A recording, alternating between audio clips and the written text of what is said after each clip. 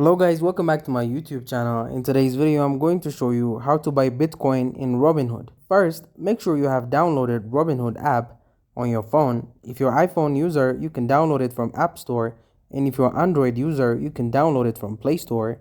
After that, click on search bar and open Robinhood app. Make sure to log your account. After you log into your account, tap the search icon at the top, and here type in Bitcoin or BTC.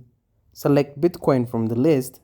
To open its page, now tap the green buy button at the bottom of your screen. Enter the dollar amount of Bitcoin you want to buy. You can invest with as little as $1. Tap review, then swipe up to submit your order, and done. You have just bought Bitcoin. This is how you can buy Bitcoin using Robinhood, and that's it. Thank you guys for watching this video. If this video was helpful, don't forget to like and subscribe to my YouTube channel.